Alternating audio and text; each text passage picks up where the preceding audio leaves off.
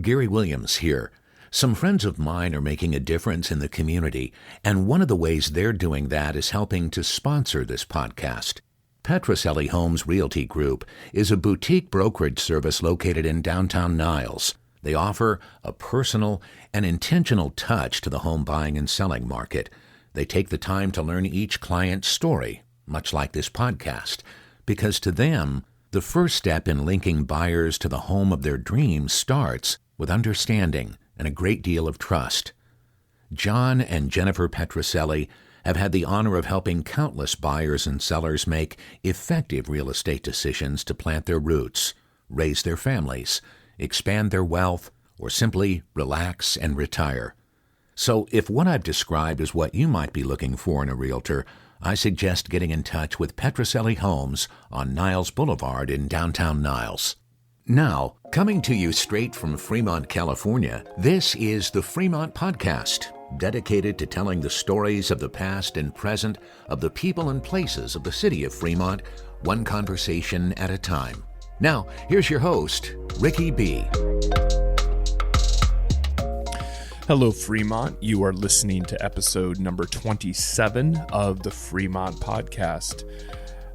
Thank you so much for listening each week, for sharing each week. I'm finding that more and more of you are listening and enjoying it. You are reaching out to me, and I just really appreciate it.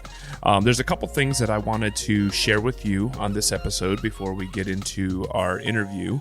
The first thing is that if you enjoy the podcast, if you enjoy what I'm doing, if you enjoy hearing from people in the community and hearing the stories of the people and the places of Fremont, and you would like to see this continue on and support it, the Fremont Podcast has started its own Patreon account. And if you're not familiar with the platform of Patreon, Patreon is a place where you can come in and pay a small amount of money each month, kind of like a subscription. But it just basically goes to helping pay for and provide for all the work that we're doing. And we have a lot in store down the road. I'm working with a few people about creating more content and creating more ways of telling the stories of the people and places in Fremont and helping bring Fremont together. Some of those things are going to be things that you'll have exclusive access to by being a patron on the Patreon account. And so if you go to Instagram, you go to the link in bio, you can click on that and select one of the options that are there. And you'll be able to find our Patreon if you are interested. If you are interested in bonus content, if you're interested in exclusive opportunities, or if you're interested in just supporting the podcast, or actually if you are a small business owner and you would like to have your name listed as one of the sponsors or one of the people that support the podcast, then we would like to include you on there. There's an option for you there as well. So we just wanted to make you aware of that. We will also place a link on the website, thefremontpodcast.com, and you can go there and find access to the Patreon account. But I just wanted to make you aware of that. If you like what I'm doing, if you like what we're sharing, and if you want to see more content, then this is a way that you can make sure that happens.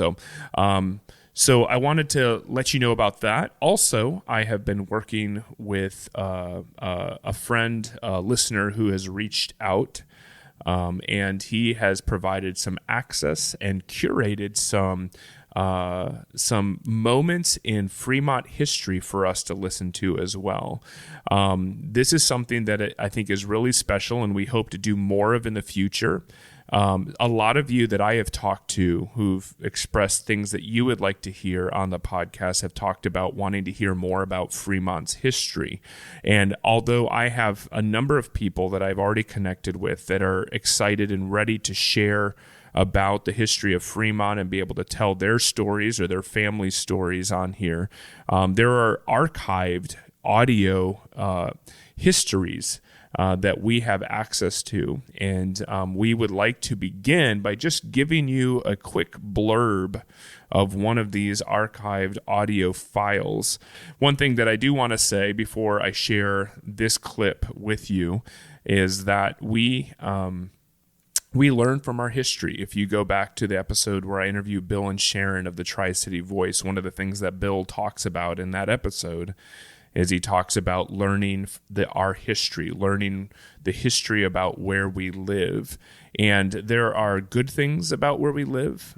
We've talked about the article that was out there that calls Fremont the happiest city in America, and some of you have really resonated with that. But I've also gotten feedback from some of you and talked about the way that you are disappointed in Fremont or that you have complaints. And I think everyone has their own set of complaints.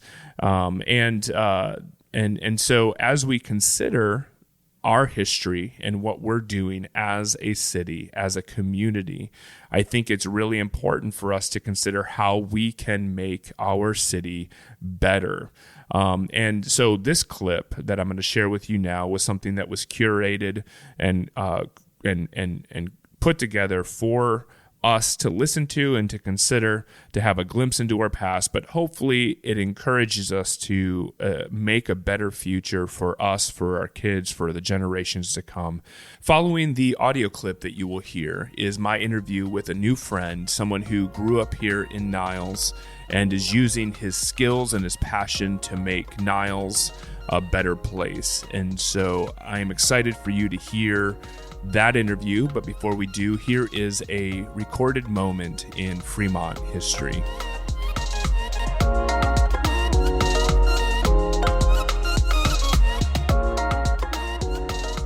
In this short bit of archival audio, we hear from Bertha Abrott Elliott and her husband, Tom Elliott.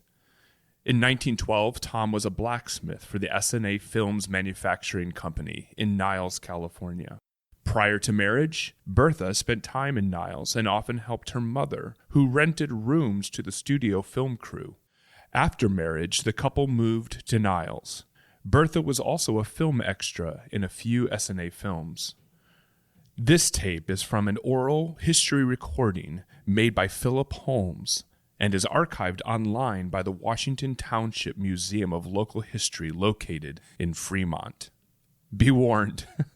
The recording was made in 1975, and the audio quality reflects the year. So then in 1912, while we were married and we moved down here, Mr. Elliott went to work for him in 1912. You helped your mother? Yes. So you knew the borders? Yeah, and then I worked as an extra in a couple of pictures of hers. What did you do as an extra? I probably landed on the clipping floor, because I don't ever remember seeing myself in a picture. What's your first name? My first name was Bertha. Bertha. Bertha Elliott. It was Bertha Abrott at that time. A-B-B-O-T-T? A-B-R-O-T-T. Oh, I got it spelled wrong. Good thing I asked. I guess you worked with them until they quit, did you, or just before they quit? Well, I quit just before they moved away. Why did you quit? Did you get a better job, or were they? No, he went didn't in pay business well, for or? himself. Were they My nice? father-in-law was a blacksmith, and he had a blacksmith shop here. Oh. He was retired, and he rented. One of the blacksmiths moved out, so I moved in. Oh. Do you remember what you did as an extra? Who? When you were in the movie? You? Me? Yes. Oh, I was just in a mob scene. Oh. Where did they have their mob scenes? Well, that was when it was right in the back of the studio. They Right. had a little platform outside, a door platform, and we all had to come in wrappers and sunbonnets and whatnot, and wave and yell and so on and so forth. That was all way in the background. After they finished the movie, would they let you see it? Never did see him, no. Any of the movies? No. I never did, no. I Did don't know other- whether anybody else did or not. All I've ever seen in the movies here are sketches that come on television. Yeah. Were they good to you? Did they pay you well and treat you nice? Well, Oh, yes. I want to tell you that the S&A company were really nothing to brag about. They were the biggest bunch of dead beats that ever landed in town. They That's all left. He doesn't want to put all that in. Well, maybe Well, he no. doesn't, but that's the truth. See, I like They you. left paying their board bills, their room bills. They didn't pay left their paying- bills? They didn't pay their bills, and they were the biggest bunch of crooks. And Did they leave a bill at your mother's house? yes, they did. And And around town? well, I don't know about the rest of the places. I won't vouch for that. But from what I understand, they did.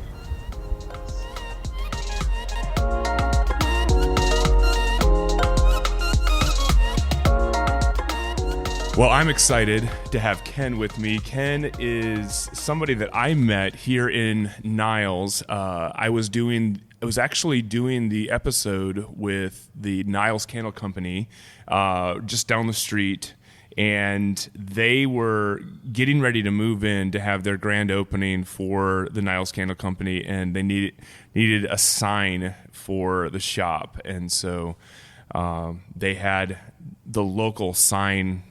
What do you call yourself, Ken? The sign? I mean, in that instance, I would refer to myself as a sign painter. So, Okay. you know, the local person that paints signs, that's known to paint signs. Right.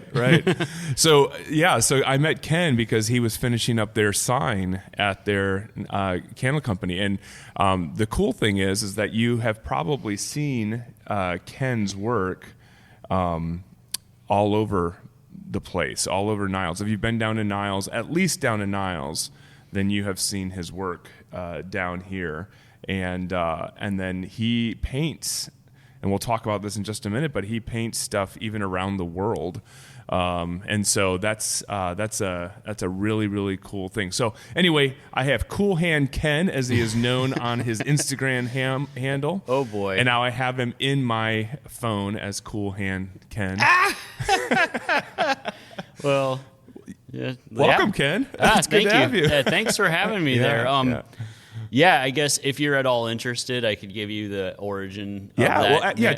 Tell me about when did you come to Niles, and tell me a little bit about your personal history with Fremont or with Niles, or whatever it is, wherever it is that you feel like is your center point of this area. Yeah, so I guess long story short, I was born and raised in Fremont. I guess by parents, one grew up born and raised in Oakland, one born and raised in SF. So, for people that were born before 1989, Battle of the Bay parents, So basically, I was raised here. Of course, like any teenager, once you hit that point, maybe even a little earlier, but as soon as you're given the ability to buy a BART card and you know how to use it, you just start going wherever you can away. Yeah. And that's kind of what was happening. As soon as I could, I moved out.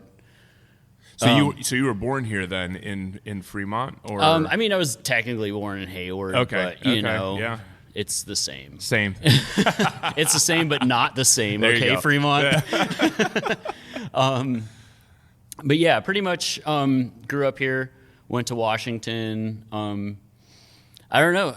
That's cool. Yeah. Are you so? The thing that grabbed my attention, and when we first met, you, and it was just a brief interaction, but it really stuck with me.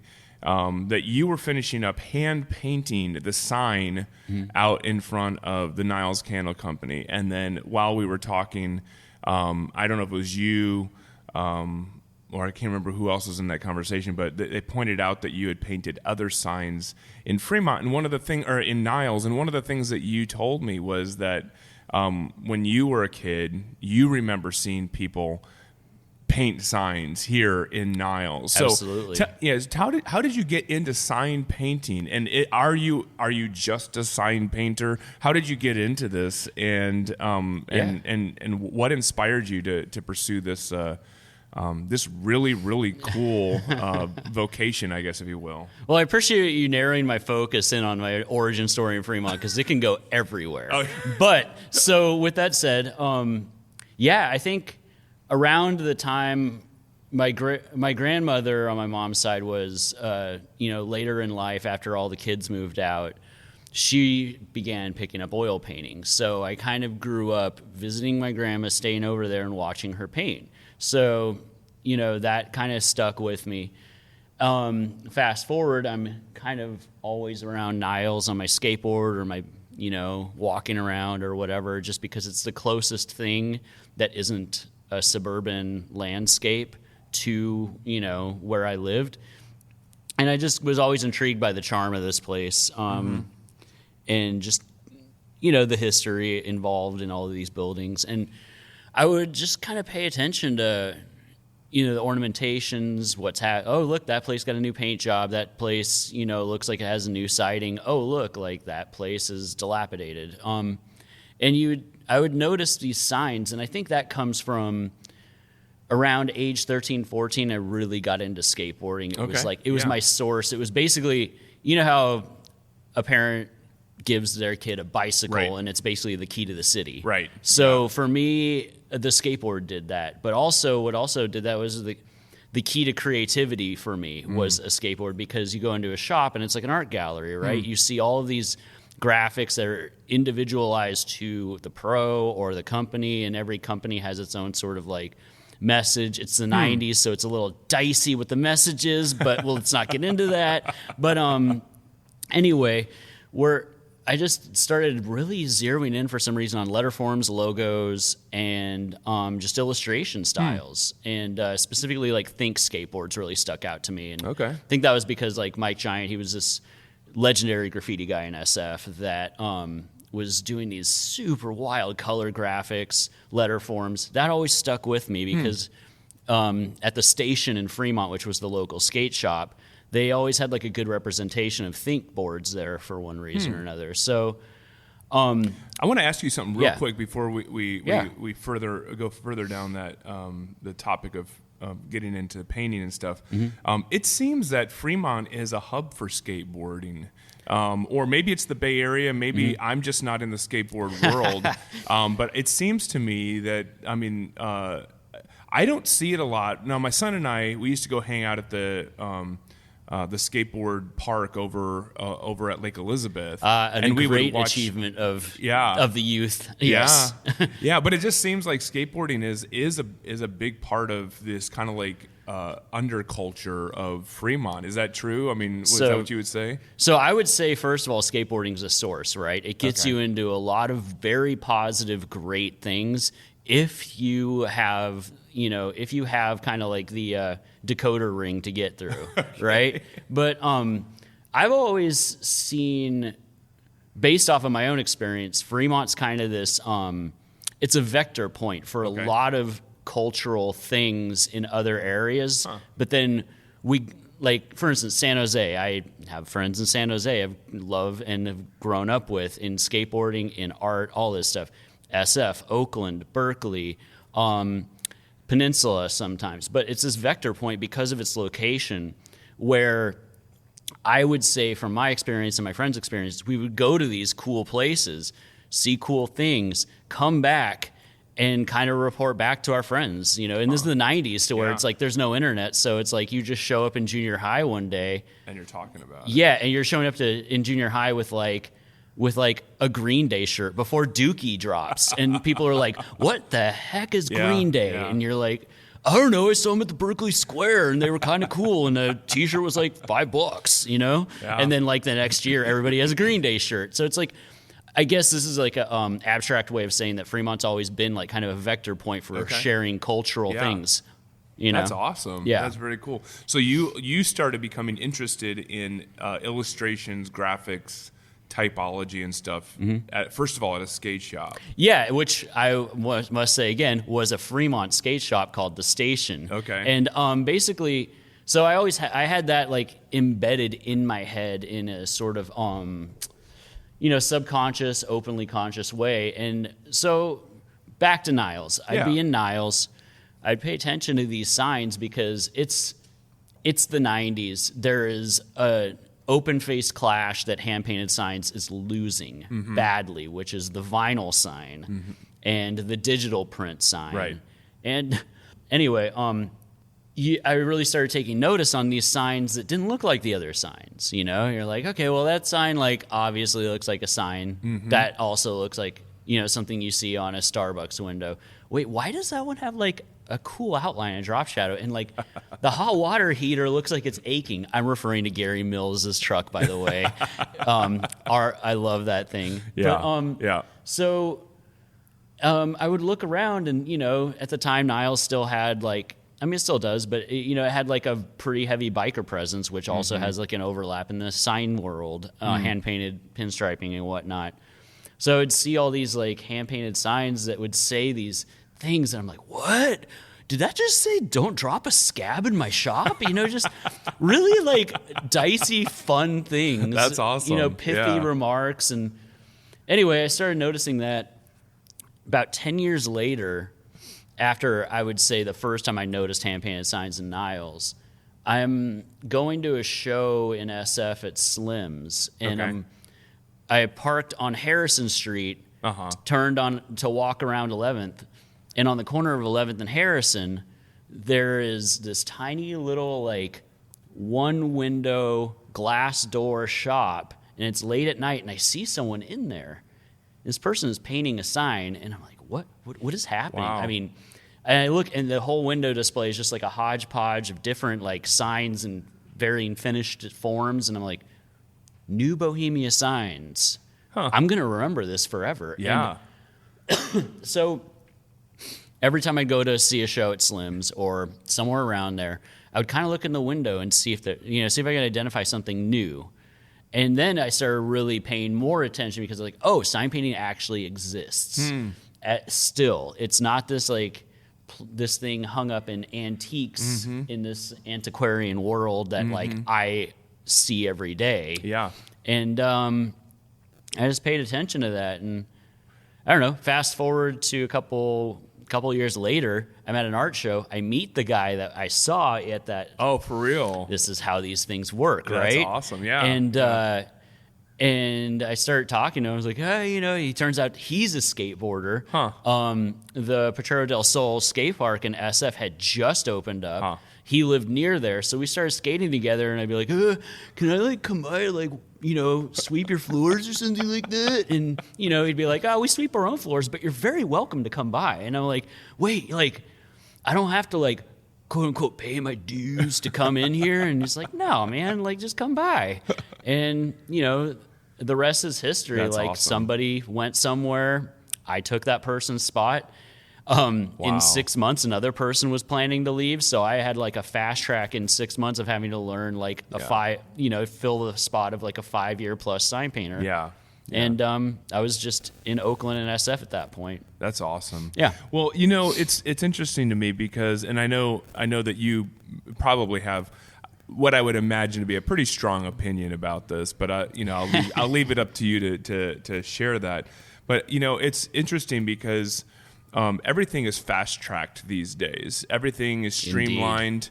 If somebody needs a sign for a business that they're starting or for something that they're doing, you know, you can do something as simple as just go on to staples.com or something like that and you know, create something and have them printed, you know, within 24 to 48 hours, I guess, you know. But what is it for you as a sign painter? And I think it's important that you're not just called a sign painter. I mean, that what you're doing is true art. I mean, to be able to visualize something like, you know, like a bent over water heater, you know, to visualize something like that and be able to make it become a reality without having, first of all, you know, using a computer to, you know, to just, you know, create it on a app and then to print it out.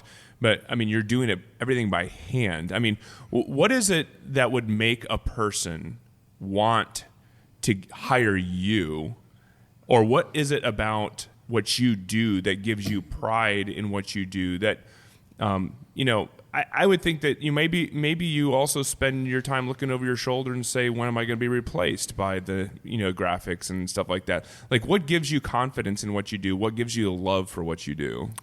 It's a good question. I mean, where I come from on that is, first of all, there's a time and a place for everything, right? Like, I'm not of the kind of mentality that other sign painters are, which is like hand painted or nothing at all, like death to vinyl, blah, blah, blah, blah. Like, honestly, there's a lot of jobs that vinyl is very suited for. And also, there's a lot of logos that you might as well just print out and slap on a window because it's soul crushing to paint. Yeah. You know? Right. And that's fine. Yeah. But with that said, like, I think it's like anything in that the people that really seek out, like, for instance, a nice bike frame, right? Mm-hmm. You could go to a bike co-op and get like a used bike because you just want a bicycle and you need something that functions as a bicycle. You could go to an REI and like get an REI bike, or you could like be of the person that's like, I want a handmade bike specifically tailored to my needs because that's what I'm into, and that's what. It's something. It's like a representation of that person's. Even like a representation of that person's dream. Exactly. Absolutely. Yeah. It's a representation of their dream and their care for what they put into this world, right? Yeah, right. So like a lot of the clientele that I have for sign painting, for instance, I would say by and large, like the 90th percentile of them are people that, recognize that this is their shot to put what they love into the world, and they want to create a facade on the front of their building or wherever that reflects that, because they want to align themselves with somebody, that cares about what they put out as well. Yeah, so like that's good. It's just this transfer of energies, right? Yeah. I think there might have that whole mentality might have some origin in. I guess it obviously does because you just said it, but in the mentality of skateboarders. In the sense that because you don't just do like signs on buildings, you also paint skateboards, and it seems to me that a skateboard is a very personal thing for somebody who has that skateboard. They have things that identify that skateboard as theirs, as something unique to them, and it kind of is an expression of who they are. And so, in some sense, you're kind of carrying over that mentality of somebody who loves skateboarding, loves their skateboard, and transferring it to a larger entity like a business. Yeah, I mean, like skateboarding, it gets immensely personal, right? Because it's this thing that you spend usually your formative years, like a majority of your living and breathing formative years that aren't doing homework or chores or, a job that you might have. You're on this thing and you're trying to, it's a vector for self-improvement, right? You're trying these tricks. You're going to fail so many times and hurt yourself in the process. But when you get that thing dialed in, it's this achievement that you get to share with maybe your friends, but ultimately it's you and this thing that causes you so much pain, but also so much joy. Yeah. So people take that really personally. It's a creative thing, right? You can adapt the creativity between it. So it's only natural that like a lot of people that are skateboarders or BMXers, I would say, or anything like that, get into creative realms because it's just, or like jujitsu. I have friends that do jujitsu. Right. It's the same thing where it's like this thing that you're gonna kind of eat dust more often than you're gonna succeed, but through that process you build this neuroplasticity in these like canyons in your brain of how to achieve success creatively and think creatively through problems and like problem solve in healthy ways. And that's all creativity, and art is. I'm sure like I feel the same way with like carpenters or construction people, right? Because it's all creative problem solving. And it is. I know from experience, you never go into a building and you're like, oh yeah, like that building I did last week is exactly like this building. Right. Therefore, all I have to do is exactly what I did last week to this building. Yeah. It's a totally different thing. Right. Like, yeah, that's exactly right. I mean, you alluded to construction and having worked in the trades for many years before coming to California, as an electrician. Mm-hmm. I think there was kind of this weird but very fulfilling sense of artistic. You don't think of like running wire through a wall as being like some sort of an artistic thing, but there are some times like when you're trying to, and it is going to get totally like weird and nerdy, but like when you're trying to run a wire through a corner and you have to drill it out so that you're able to make it around the corner, and you're able to curve the wire enough to where you can feed it through there. And then you don't want it too close to the edges because you don't want screws going through it from the sheetrock. It's like I've actually sat there and figured out how to drill a hole a certain way and then how to meet it on the other side and bend the wire and curl it around. And like when I got done, I was like, that was so fulfilling. Totally. And it's like this sense of art, but at the same time, it's very practical. But you get done with it, and you're like, I did that. I ran that wire through that wall and made that happen. And you're probably the only one that ever is going to appreciate it, but it was still a sense of fulfillment. Yeah.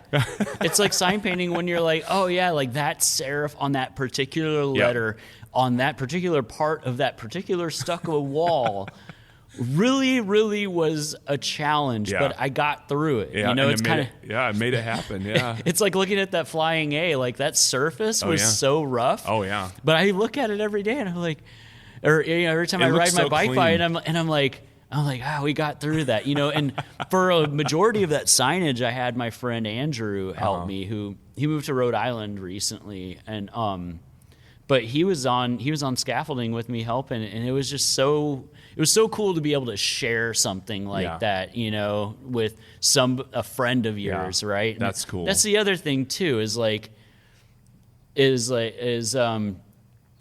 creative endeavors like this, you can kind of like involve friends or community people, and it's not just, you're not an island out there. You can be if you want to, and sometimes it's really nice to put headphones on and like not want to talk about like chemtrails to somebody that's walking by you and is going to put you in a small talk headlock. Yeah, right. But like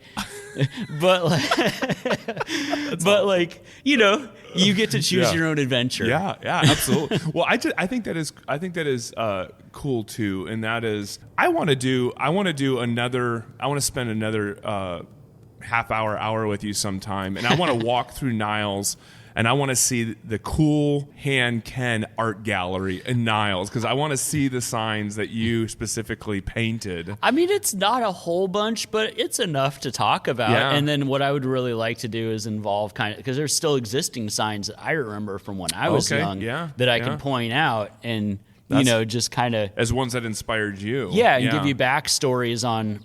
Now I've actually found out who some of the people were that painted these back in the day, and because of the internet, I've found out like one of the guys has like a really funny story about how he got to paint this one sign, and it's like it's kind of like, of course that would only happen in the 70s, guy, right?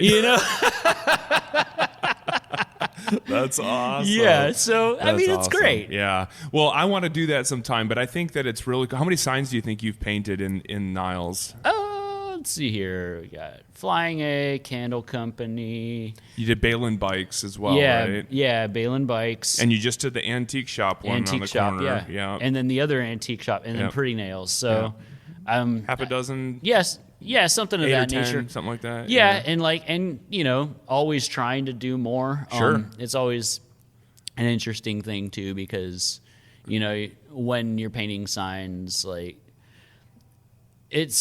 I don't think it's unfair to have different pricing structures based on people's means. Yeah, right. And that's what I try and like be respective. That's awesome. Also while respecting myself and my ability to make money for food, but because at the same time, and I just want to be clear too for anybody, for everyone who's listening, that that like you live in Niles, this is home. Yeah. And you can literally skateboard to Niles. Maybe not with a paint can and a brush, but you can skateboard to Niles. But then, correct me if I'm wrong, but you have traveled around the world painting as well. So people are hiring you to do what you do, not just in California, but outside of California, outside of the U.S. Is that correct? Yeah, I mean, it's the outside of the U.S. one has been on pause since World Breaker 19. Yeah. But yeah, the last time I did that was I was in Holland painting, and that was actually really eye-opening because I got paired up. This guy had this dream to have this really elaborately hand-painted sign, but then he also hired a painter from Costa Rica that was a painter of ox carts, right? To do, if you look up on the Google machine, google.com, there's a if you look up Costa Rican ox carts, if you're not familiar, they are beautiful. And just elaborate floral colors, everything. And so this guy shows up, and first of all, it's like winter in Eindhoven. And and he didn't bring a jacket, so we bought him a jacket ASAP. But the thing that was really eye-opening is that, here I am, they're asking me, like, what do you need? And I'm like, I need this specific enamel, this specific paint, or, a paint dryer, all this stuff, right? They're asking him, and he's just like, I just need oil-based paint, gas, and dollar store brushes. And I realized at that point that as a creative person that was raised in in the West, that like what we've been told you need to create isn't necessarily what you need. You create whatever you can with whatever you can. And the quality of his work was amazing with just dollar store brushes, cheap paint, and gasoline to thin it out. Wow. And I at that point really realized that like we have it really good here, but also our demands are kind of not necessary. A little extra. Exactly. Yeah. Like we can, and it also gave me the idea of like what was like the human spirit of like, if the spirit is willing, the flesh has a strength of 10. Yeah. Right. So like, yeah. My dad, it reminds me of something. My dad, before robots and importation became a big thing, my dad was an electronics. He went to school for electronics. So I mean, he was assembling computer boards, chips by hand, soldering. Whoa. He had me doing that when I was like 5 or 6 years old. I would remove chips using a soldering iron, and he would have me categorize them and organize them, and then he would build boards and stuff. Anyway. But he would build his own computers. Yeah. And typically it was because of a couple different reasons. One is because he felt more confidence, I think, in something that he had put together than he did in something that was like, packaged up and, and saran wrapped and you buy it over the counter. And so he would build a lot of his own computers. But then the other thing is we just didn't have a lot of money. So a lot of what we had was from stuff that was just handed down or that was being thrown out. But I always was fascinated because my dad could do the most amazing things early on. I mean, this is back in the 80s.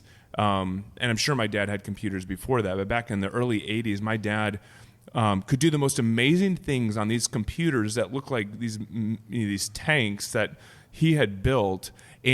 But he would just do these amazing things. And there were people that I knew of that had the cutting edge, the newest computers. And it was like all they knew how to do was play video games and like word processing. And it's like, but they almost insisted on having the newest computer in order to be able to do that. And I always just thought, I was like, I want to be like my dad in that I don't have to have I just felt like my dad could maximize the computer that he had assembled on his own and just do amazing things, whereas somebody would go buy a brand new computer and they were only using like 5 or 10% of what the computer could actually do, but for whatever reason they needed that to do what they were doing. Anyways, just like taking what you have and just learning how to maximize it and use it to its fullest, I think is just an amazing thing. Yeah, and we don't know that naturally in America and here in the West. We don't. like we're like, oh, I need that. Let me go buy something that's going to be adequate and above and beyond what I actually need. Yeah, and it's like I had a conversation a couple of years ago with an artist I really like. It was kind of one of those like meet your heroes moment, and it exceeded everything, you know. But and it was cool. I felt great about it. But like one of the things we were talking about was like the relevance of people that like don't do the digital way, right? Like that still hand draw everything, hand ink it, then scan it in and send it to so it can be applied to, you know, like skateboard graphics or a t-shirt or what have you. And, you know, he just talked about, well, you know, we're trained in the old ways, right? And those that are trained in the old ways, no matter what it is, will always be relevant if they stick around and keep honing these old ways, because they're proven. That's great. They will always be there, right? Because they're from time immemorial in like the origin story of like, for instance, creating, or, you know, like computers were so like if, you know, tomorrow, for instance, an iPad Pro and Procreate stops working for what reason or another, you would still be able to pull out a piece of Bristol board, a pen or a brush and some ink, and be able to do exactly the same thing at the same caliber, right? Yeah. So it's just like it's kind of like your creative bug out bag in the back of your head. That's awesome. I love that. I really love that. It's like this independence that you are more sufficient or more self-sustaining, I guess, in that way. Yeah. So I know you have to do this as a job. Like I know that this is how you make your living, but what are some of the things that you enjoy doing just for yourself? Like if you get a job from, let's say someone calls you and says, hey, Ken, can you do this? And you're like, oh my goodness, I am going to love this so much. Like, I can't believe I'm getting paid to do this. Like, what are the things that you love to do? I mean, so I like the diversity of tactics that like every job can provide, right? Like that's the one thing I noticed early on in painting signs and pursuing art and just basically being like a creative handy person, right? Is that there's never a dull moment, right? And you kind of have to be on your feet. Like you're almost like you're like a creative National Guard. You're like, where am I going today, right? And like because you're going, you know, like one day it might be a wall, right?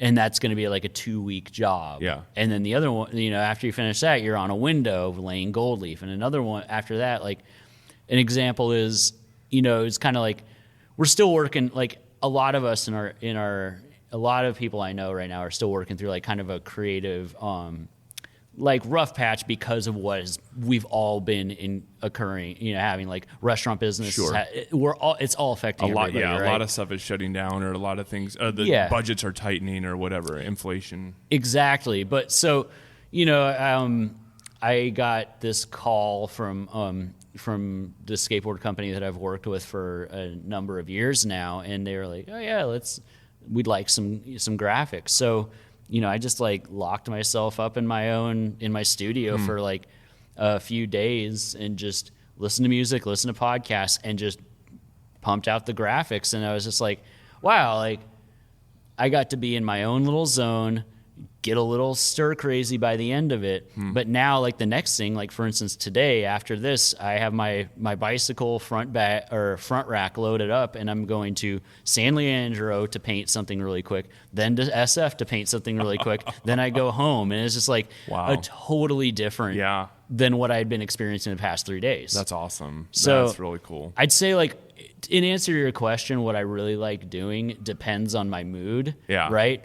But I can always psych myself up for whatever's ahead of me, which might be a non-answer, but it's the answer. That's great. I think it's great because I think I was just thinking this as you were talking about it. It was like, I don't know if you're someone who journals or if you're somebody who, you know, keeps a diary or whatever. I don't know what people do these days. But I need to. But I was going to say, it seems to me like everything that you're talking about has its own story, and it has its own special moments that make it. I think that would, and again, not to dismiss, or because I actually work with a guy who does signs here locally, and he does a great job, and he really really he values what he does. Like when you go in there, he takes it seriously. He and you can sense, you can totally sense his artistic and professional, perspective on every job that he does, which is really, really cool. So I don't want to dismiss that, but I do think it's cool that you, in some sense, for a lot of your jobs, you have to be on location where it is that you're doing. Like you're going to San Leandro, you're going to SF. And I just think that that's really cool because each of those new stages, if you will, are going to offer you a new story and a new interaction, a new experience that that's really unique. Yeah, and I think like coming back and moving back here after a number of years of being, I guess you would call it Bay Area abroad. Okay. Where you're just like, okay, I'm in this housing situation. Okay, this one just opened up. Anyway, coming back here, I kind of got to appreciate it more because it was funny because I moved back here. A year later, the Fremont skate park got built. Okay. And the last skate park that I had ever known of in Fremont was the one that opened like my senior year of high school, which was this wooden one. Okay. And then this concrete wonder park gets built here. And I'm just like, of course.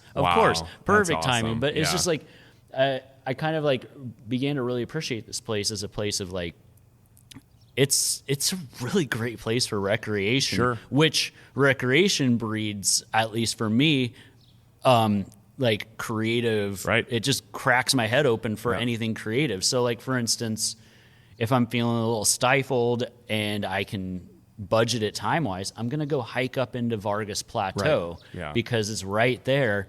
And as soon as you're up there, everything just changes. Yeah, the views are so inspiring. Absolutely. And just the whole experience is amazing. Yeah. Very cool. Or you wake up on the wrong side I wake up on the wrong side of the bed and I'm like, okay, like it's about to be sunrise. I'm going to hop on my bike and just go the canal all the way to Coyote Hills and just sit and watch the fog come over, which... you ever heard of the Parade of Ghosts? No. Okay, tell me about this. Okay, so that's an old SF term for fog. Okay. The Parade of Ghosts. Yeah, like it was this term that people would call, I've heard it's like from the Gold Rush, but everybody says everything's from the Gold Rush, right? They're like, oh yeah, that rats are from the Gold Rush. You're like, yeah. But like this term, the Parade of Ghosts, would be like this, because the fog would just billow in, right? And that's what it was referred to when it would come over those mountains into the East Bay and into the bay would just be like this. So anyway, I say that because like you go up there and you just watch this and it does look like a parade of some just totally otherworldly item, and it's kind of like, I don't know, like a long time ago I was at the gathering of the Ohlonies that happens at